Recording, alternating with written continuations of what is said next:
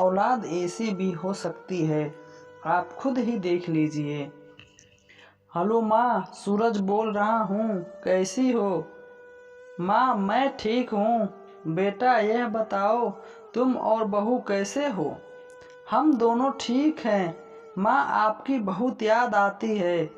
अच्छा सुनो माँ, मैं अगले महीने इंडिया आ रहा हूँ तुम्हें लेने। अब हम साथ ही रहेंगे।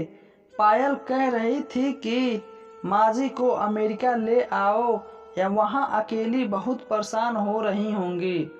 हेलो, सुन रही हो ना माँ? हाँ बेटे। बूढ़ी आंखों से खुशी की अश्रुधारा बह निकली।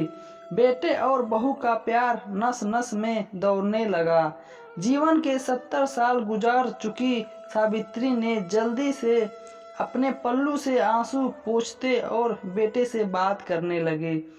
पूरे 2 साल बाद बेटा घर आ रहा था। बूढ़ी सावित्री ने पूरे मोहल्ले में दौड़ दौड़ कर ये खबर सबको सुना दी। सभी खुश थे कि चलो बुढ़ापे में चैन से बेटे और बहू के साथ गुजार लेगी। सूरज अकेला आया था। उसने कहा कि माँ हमें जल्दी ही वापस जाना है, इसलिए जो भी रुपया पैसा किसी से लेना है वह लेकर रख लो। तब तक मैं टैक्सी किसी प्रॉपर्टी डीलर से मकान के बात करता हूँ। माँ ने पूछा, मकान? हाँ माँ, अब मकान बेचना पड़ेगा, वरना कौन इसकी देखभाल करेगा। हम सब तो अब अमेरिका में ही रहेंगे। बूढ़ी आंखों ने मकान के कोने कोने को ऐसे निहारा जैसे किसी अबोध बच्चे को सहला रही हो। आनन फानन और ओने बौने पौने दाम में सूरज ने मकान बेच दिए। सावित्री देवी ने वह जरूरी सामान समेटा जिससे उनको बहुत ज़्यादा लगाव था। सूरज टैक्सी मंगवा चुका था। एयरपोर्ट पहुंचकर सूरज ने कहा, माँ तुम यहाँ बैठो, मैं अंदर जाकर सामान की जांच और बोर्डिंग और वीज़ा का काम निपटा लेता हूँ। ठीक है बेटे। सावित्री देवी वहीं पास की बेंच पर बैठ गई। काफ़ी समय बीत चुका था।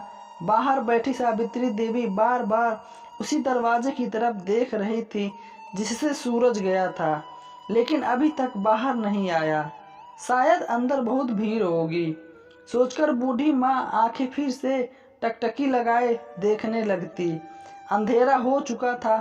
एयरपोर्ट के बाहर चहल कदमी कम हो चुकी थी। माँ जी किससे मिलना है? एक कर्मचारी ने वृद्धा से पूछा। मेरा बेटा अंदर गया था टिकट लेने, मुझे अमेरिका लेकर जा रहा है, सावित्री देवी ने घबराते हुए कहा। लेकिन अंदर तो कोई पैसेंजर नहीं है। अमेरिका जाने वाली फ्लाइट तो दोपहर में ही चली गई। क्या नाम था आपका बेटे का? कर्मचारी ने सवाल किया। सूरज। सावित्री के चेहरे पे चिंता की लकीरें उभर आई। कर्मचारी अंदर गया और कुछ देर बाद बाहर आकर बोला, माँ जी आपका बेटा सूरज तो अमेरिका जाने वाली फ्लाइट कब का जा चुका है। क्या? वृद्धा की आंखों से आंसू का सैलाब फूट पड़ा। बूढ़ी माँ का रोम रोम कांप उठा। किसी तरह वापस घर पहुंची जो अब बिक चुका था। रात में घर के बाहर चबूतरे पर ही सो गई। सुबह हुई तो दयालु मकान मालिक ने एक कमरे रहने को दे दिया। पति के पेंशन से घर का किराया और खाने का काम चलने लगा। समय गुजरने लगा। एक दिन मकान मालिक ने वृद्धा से पूछा, माँ जी क्यों नहीं आप अपने किसी रिश्तेदार के यहाँ चली जाएं?